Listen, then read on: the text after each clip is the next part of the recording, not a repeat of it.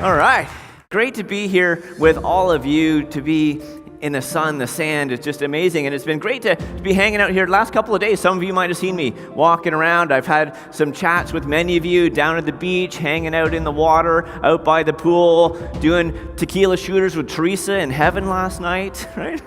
As a speaker, I think there's a few things I need to accomplish, right? The first one is entertain, right? This is a reward. This is a celebration for all of you, and I'm down here to entertain all of you. But then I also want to educate, right? Certainly this is a celebration and a reward for you, but it's also a time to learn, to develop, to grow, and it's all about inspiration, right?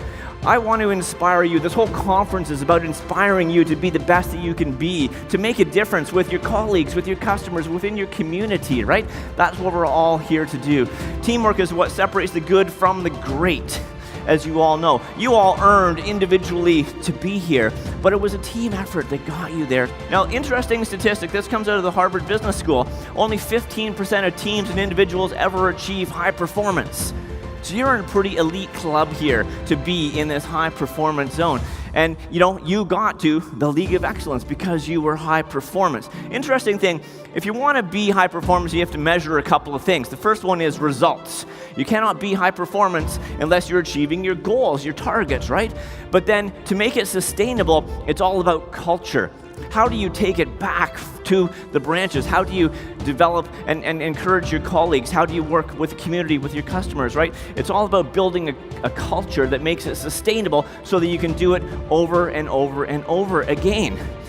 Now, there's no shortcut to the top, right? As you all know, it took a lot of hard work to get here. There's no shortcut to the top of Mount Everest. You can't just take a helicopter to the top. There's no escalator that gets you to the top. You have to earn every step along the way. So we drive for about a week along the Tibetan Plateau, and we finally stop in this little village here called Tingri. First time I've ever actually seen the mountain in, real. And I'm standing there looking out across the Tibetan Plateau, and I see Choyu out here in the distance, and I'm thinking to myself, holy crap, what have I gotten myself into, right? Maybe I have bitten off more than I can chew here. Like, I was scared.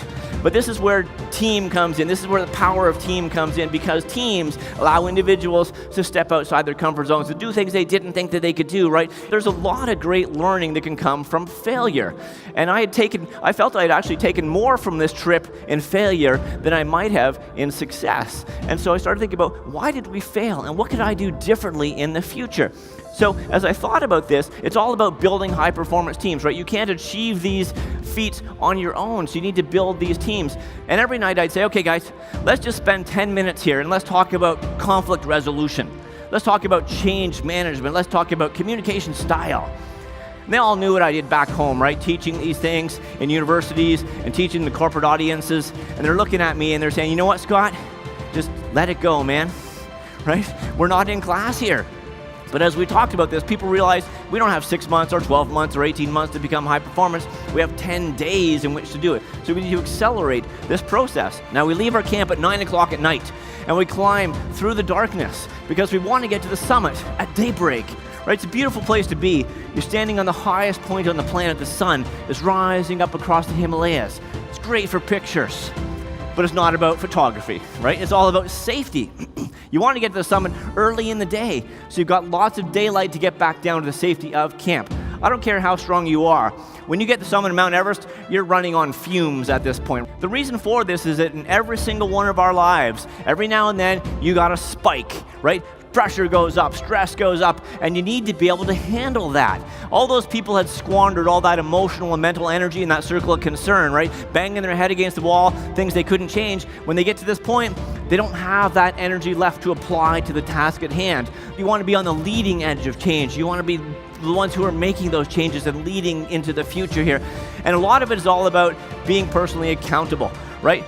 For your successes, for your losses, right? You got to be personally accountable. There are people on Mount Everest that year who didn't make it to the summit.